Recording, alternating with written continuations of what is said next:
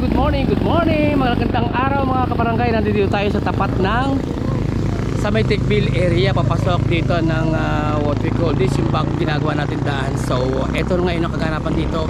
At meron naman dito under repair or pagawain barangay na naman si Kapitan at ang Sangguniang Barangay. Maraming kay ganda at kasama natin dito si Konsehal Jerry. Konsehal Jerry, ano ka ating mga plano dito? Ano ho, yung ating dahil ito ay nakakasira ng sasakyan dahil sobrang taas, ang gagawin po natin ay ang mga taga-looban na nagbigay nagambag-ambag po ng semento, pan-labor at saka po ang ating sanggunian sa pangulo natin puting kapitan ay nagbigay ng buhangin, graba. Papantay para po maluwa ang pagpasok ng lahat ng may sasakyan sa loob. At syempre kasama natin gumagawa dito ang ating mga tropang Tikbil, Arthur Casalme and mga kasama natin dito. Ayun, shout out kayo, shout out. Bossing, areho isasarado na namin maya-maya. Areho ay May daan naman daw. may daan naman daw kay Doon ka na lalabas. Doon sa yun, may daan pa kayo pahon. Hindi, pwede kayo dumaan eh. Pero bakit ano, May daan doon, may daan doon. Areho. Tiga, may daan doon sa papagayon.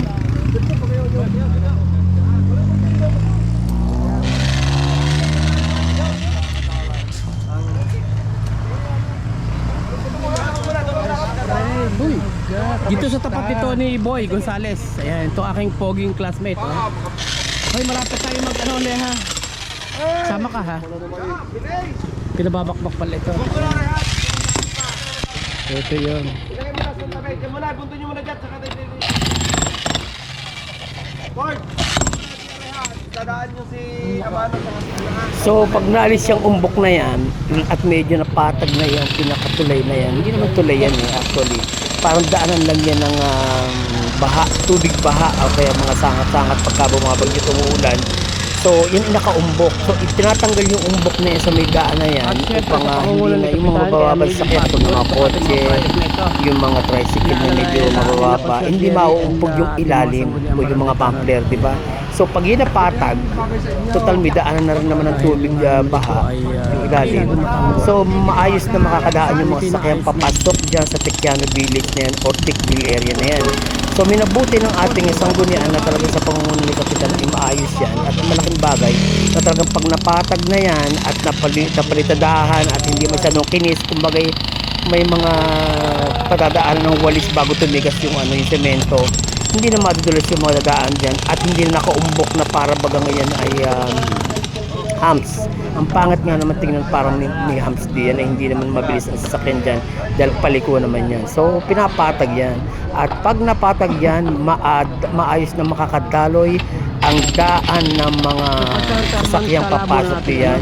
And at the same time habang kinukumpuni pa nga yung loob doon na ibilag natin kamakailan lang ay malaking bagay yan pagkaya na inapatag. So in the meantime ay for this closure muna yung daan na yan at marami pa namang alternative way para makapasok at makalabas dyan sa Tikbil area na yan. So mga kabarangay, konting tiyaga lang and konting tiis at hanap muna kayo alternative way upang pag napatigas na yung semento na yan dyan at napatag na yan, kayo rin ang makikinabang at ang lahat ng mga dagaan dyan. So napakaganda ng plano ng ating sanggunian sa pangunguna ni Kapitan at tayo sumunod na lamang sa kanyang mga adhikain na mapaganda ang ating barangay at ang ating komunidad at maging first class barangay ang ating barangay. Thank you so much for watching and see you on my next vlog again. See you soon!